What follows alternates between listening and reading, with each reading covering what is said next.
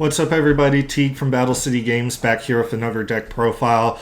Today we're going to be taking a look at a more pure Azamina White Forest deck profile. Previously you saw the Fiendsmith one up here, but if you don't like the Fiendsmith engine or don't have access to a Fiendsmith engine, I do think that pure White Forest Azamina is still a very strong option thanks to all the new support it got. So we're going to go ahead and get started with that deck profile.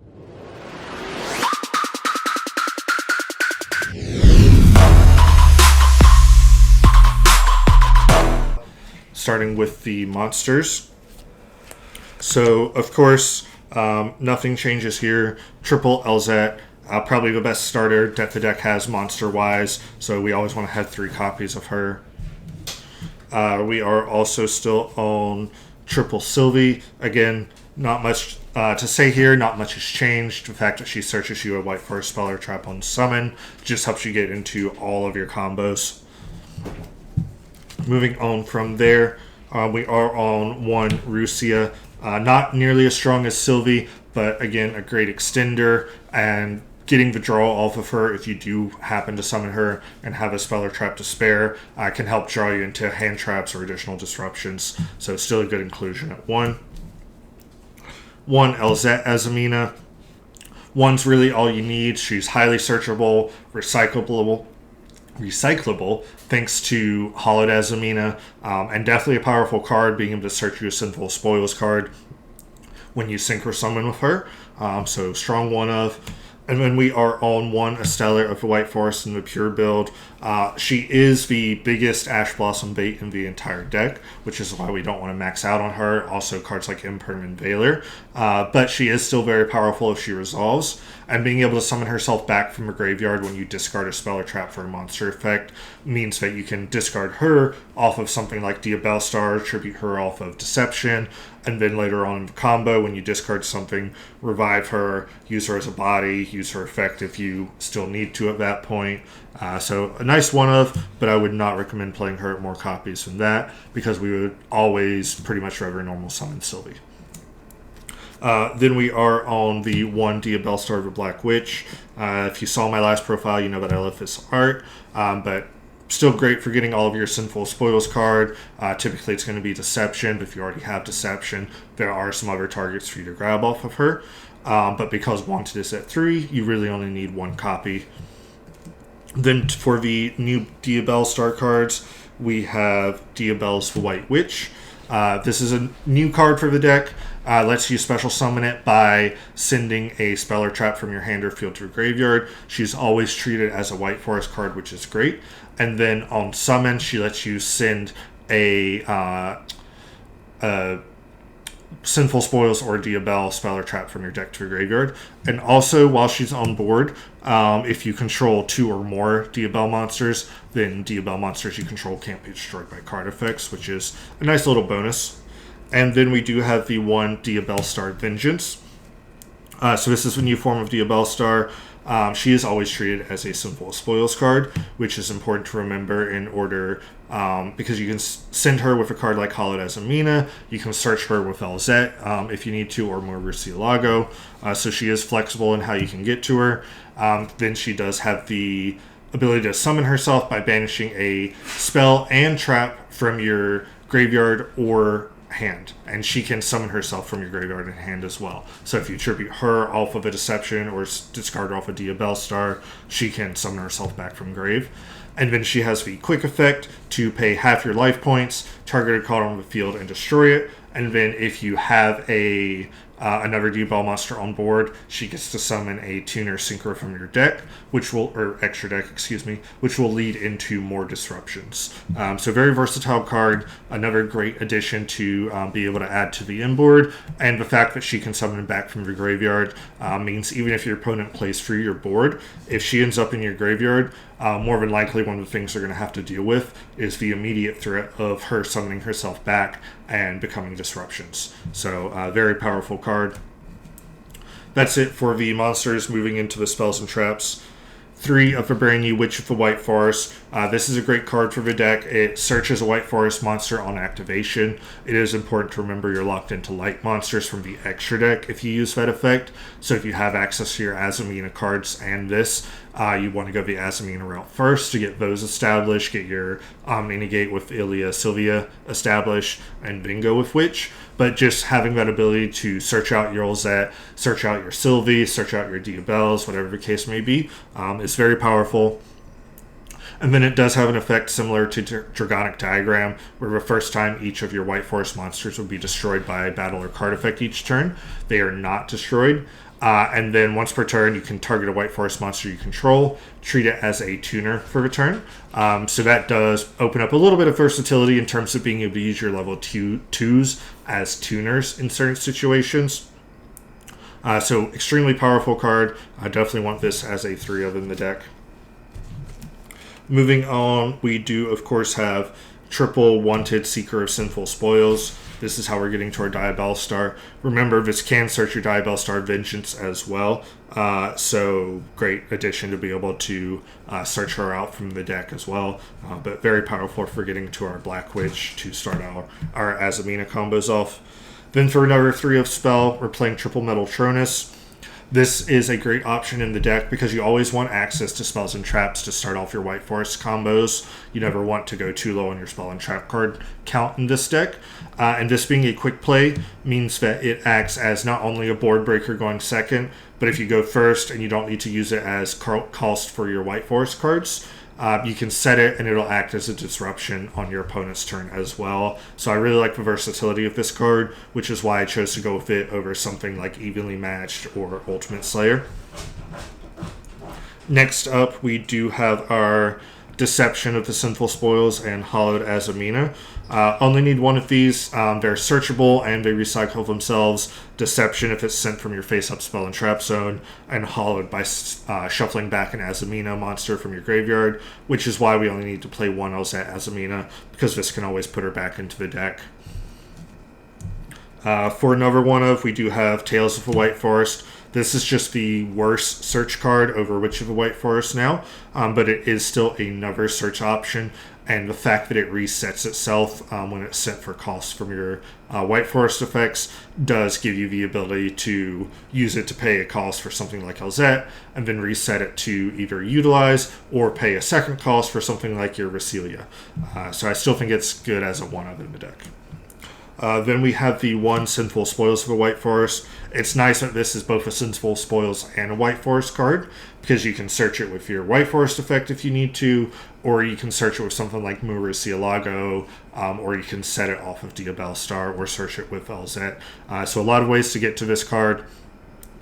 Primarily, we're not going to use it too often for a summon from hand effect, although it is fun to note this can summon Diabellstar Vengeance, so if you don't have a trap that you want to banish, you can just use this to summon her from hand as well. But primarily we're using this for the fusion effect. One of the big advantages of the pure version is you do have a little bit more space in your extra deck, so you can play a couple of fusion options that we'll be going over. And then for the new spell, we have the 1 Philia Diabelle. This is how we can search our Diabellstar Vengeance. It just adds a level 8 or higher Diabelle monster from deck to hand. So it can search Diabelle's White Witch as well, although typically it's going to search your Diabellstar Vengeance. And this itself is searchable for a card we'll see later, which is why it's in the deck. Then for the last 2 spells, Crossout Designator, Called By. This just helps you play through Disruption. Cards like Droll and Lockbird, the Mulcharmies are probably going to be very popular in this format, so being able to Call By or cross out those. Ash Blossom, Imperm with Crossout Designator is important to note because Crossout Designator lets us play through Imperm, where Call By does not. And of course, if you don't need it, you can send them for your White Forest cost as well.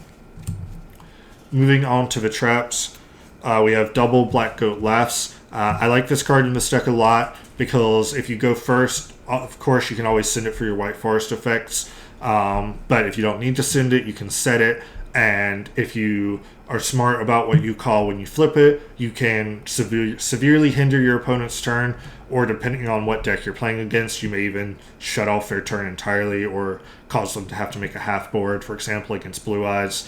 If you call Blue Eyes Spirit Dragon, their inboard's going to be drastically weaker than it would be otherwise. And the fact that this does have that graveyard effect is what makes it so powerful in this deck. Because going second, you can discard this off LZ, and because it's discarded for cost, you can chain the effect to banish from graveyard and immediately declare a monster name to stop your opponent from activating the effects of that monster on the field for return. So against something like Ryzeal, for example, you can discard this, call Ryzeal Detonator, and immediately shut that off to remove that form of disruption from your opponent's board. So really powerful card on 2 copies because you don't want to clog with 3. So I feel like 2 is the correct number there. Then we are on 1 Angel Statue Azaroon. This will give away the fact that we are playing with Hat Rabbit because Witch of the White Forest locks us into light monsters when we use it, and we're not playing anything like a Fiendsmith package in this. It is so good to have a generic link monster that we can go into with some of our leftover pieces at the end of our combo. So being able to go into Hat and set this gives us that additional form of disruption, or 2 if you count the Hat being able to destroy spell or trap when you activate your statue. So that's why we have this in the deck. Then we are on Azamina Athos. I really like this card. It's always treated as a White Forest card as well, so it's highly searchable. And in the turns where we start with our Witch of the White Forest and we're not able to later go into our Azamina combo because of that, this is searchable off of Deception. So you can still go Diabell Star, set Deception, Tribute, whatever you like, and search Athos, and that provides you that additional disruption on your opponent's turn. And then for the last trap card, it's the brand new Curse of Diabell. This is a powerful new card the deck got access to. When it's activated, if you control 2 or more Diabell monsters, you send 1 monster you control to the graveyard and destroy all face-up cards your opponent controls. So you lose 1 monster, they lose their entire board. If you time this correctly, it can be devastating for your opponent. The primary effect we're going to be using this for, though, is actually the second effect, where if it is sent to the graveyard or banished from your hand or deck, you can add a Diabell spell or trap card from your deck to your hand.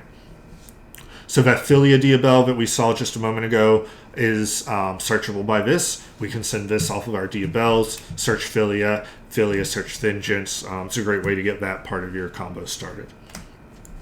Last but not least, we have these hand traps. Triple Ash Blossom and triple Infinite Impermanence to start off the hand traps.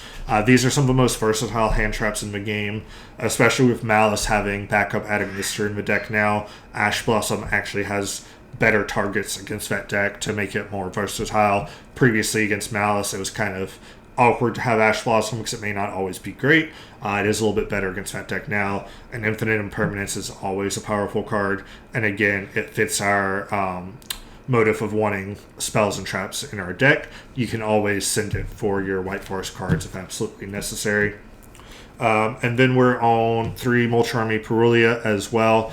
I feel like one of the Molcharmy should be in almost every deck this format. I feel like Perulia is the most versatile right now because decks like Mitsurugi and Malice don't always have to play very heavily into a card like Fuelos, and decks like Ryzeal don't play into Meows, whereas Perulia, if you use it in the draw phase, everything is going to play into giving you at least 1 draw. And then because of cards like Backup Adagnister, Mitsurugi cards, the Ryzeal cards all summoning from hand, it's very likely that you're going to get at least 1 additional draw off of Perulia, which is why I think it's the best to main board. And then I would potentially sideboard something like Fuelos or Meows. Of course, if your local meta is different, consider switching this for whichever Molcharmy you feel like is best into your local meta. But this was my pick for the going into the format. Going through the extra deck real quick, we have the brand new Poplar for White Forest. This is a level 4 Illusion Synchro Tuner effect monster. If it is special summoned, you can target 2 White Forest monsters in your graveyard, place them face up as continuous spells in your spell and trap zone. This provides follow-up for you, so if you summon this off of a Diabell during your opponent's turn, you can put a White Forest card into your spell and trap zone, and then know that you will have something to send off of your Rosette going back to your turn, so it really helps with the follow-up that the deck can have. And then it does have the effect to quick synchro on your opponent's turn. So you can summon this out with your level 8 Diabell, and then you can use it to quick synchro into the brand new Snake Eyes Vengeance Dragon. This is a Snake Eyes card that's White Forest support. So it's a level 12 synchro monster that has a quick effect during the main phase. Target a face-up monster on the field or a monster in either graveyard and place it into its owner's spell and trap zone as a continuous spell. So against your opponent, it can be removal from the field. If they have a powerful monster in their graveyard, like Fiendsmith Engraver, that you don't want them to have access to, it can get that out of the graveyard. Or it can place a monster into your spell and trap zone, again, to maybe act as something for you to send off of your White Forest effects. And then it does have the second effect that is also a quick effect during the battle phase to target a continuous spell on the field and target a monster on the field and destroy both. So you can target the card that you just placed into the spell and trap zone with its effect, and then target one of your opponent's monsters and destroy both. Makes it very hard to get around this card in the battle phase because they have to know that one of their cards is going to get destroyed.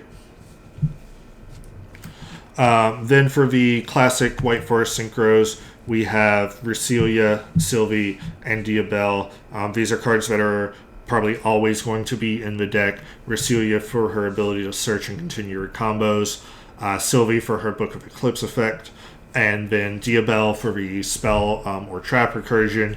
And then that ability to summon out your tuner synchros, whether it's Sylvie or the new Poplar of the White Forest. And then for the last synchro in the deck, we are on the one Chaos Angel. Thanks to the new Diabelles and Diabelle Star being level 8, this got much easier to summon for the deck. You can make it with one of them plus one of your level 2 White Forest monsters. And if you make it with Diabelle Star Vengeance, that will be a Light and Dark Chaos Angel, which is very powerful and very hard to get around for a lot of decks. For our one Link monster, we have the aforementioned Silo Hat Rabbit. Again, this is a light monster, so at the end of your combo, when you have maybe a Diabelle Star on board and a Sylvie that you can still summon back from graveyard by shuffling, you can use both bodies to go into Silo Hat, set your Azaroon statue, and it's just an additional layer of disruption. Then for the fusions, we have the one Ili Sylvia and the one Murcielago. These are level 6 Azamina targets. Easiest to go into since we only have to send one Sinful Spoils card. Murcielago can continue your combos for you, and Ili Sylvia will set up an Omni Negate. So if you start with this, you'll know that you're insulated from Nibiru for the rest of the turn. So both very good options and very versatile. In this pure build, we are playing the one Saint Azamina. This card is an absolute house. The problem is you have to send 2 Sinful Spoils cards in order to summon it. But thanks to Diabelle Star Vengeance being a Sinful Spoils card, again, you can get her into your hand and then send her with Hollowed Azamina and then summon her back from the graveyard with her own effect. So it is easier to get into this card than it used to be. And the ability to lock your opponent out of targeting anything, even their own cards, makes it a lot harder for decks to play around than you may initially think. There's a lot of cards that target your own cards, whether it's in graveyard, on field. So this can be very hard for people to play around if they're not prepared for it and not used to it. Then we do play one Guardian Chimera. This is our typical ideal fusion target off of Sinful Spoils of the White Forest, being able to fuse into this on our opponent's turn and destroy 1 to 2 cards and draw 1 to 2 cards. It's just very powerful. And then for our last fusion card, a little bit of fun, Snake Eyes Doom Dragon. I love this card. Came out in Supreme Darkness. Didn't really have a great home in the deck previously because the way you're going to summon it is by sending 2 monsters from your spell and trap card zone. Thanks to Poplar placing 2 White Forest monsters in your spell and trap zone, you can summon Poplar on your opponent's turn, place foes, and then start your turn in the main phase by just sending them to summon Doom Dragon, and then you can use its ability on summon to place one of your opponent's monsters into their spell and trap zone. So very great that this basically becomes a free summon on the follow-up turn for you, and because it's not an activated summon, you can just go directly into it at the start of your main phase without your opponent necessarily expecting it. And then for the Exceeds, for our Metal Furnace targets, we have Mirror Logic Aggregator, Ryziel Detonator. Detonator hits the Ryziel deck, of course, with Detonator being at 1, being able to summon this off Metal Furnace and banish your opponent's Detonator is just going to be very powerful. And then Mirror Logic Aggregator is a Dark Cyburst, so it's going to hit the entire Malice deck, whether it's their main deck or extra deck. It's going to be able to negate whatever you need. So very powerful option there. And don't forget, these are the two designated Metal Turnus targets, but there's a variety of cards in the main deck and extra deck as well that can just incidentally hit other cards in the format as well. And then for the last card in the extra deck, we have number 90, Galaxy Size Photon Lord. This is rank 8 we can make off of the new Diabells and the new Diabell Star. So if you start with your Witch of the White Forest, you can search Diabells, summon her, send Curse, search Philia, search your Diabell's Vengeance, summon her, and overlay both into Photon Lord, and now you're insulated from Nibiru. So even on the turns where you don't get access to your Azamina stuff early on, if you just start with Witch, you can guarantee set up a Photon Lord to protect yourself from Nibiru. So I think this is a worthy inclusion, and it can be a powerful inboard piece for the deck. So that's going to wrap up the deck profile. I hope y'all enjoyed it. Again, this is one of my favorite decks. I think it's really cool with the final wave of support it got. I'm glad that it got multiple very powerful cards that are able to find a home in the deck. I would love to hear what you guys are playing the new White Forest stuff with. Any techs that you may have found or are using, please leave that down in the comments. Don't forget to like and subscribe, and keep an eye out for more Alliance Insight deck profiles coming soon. Thanks, guys.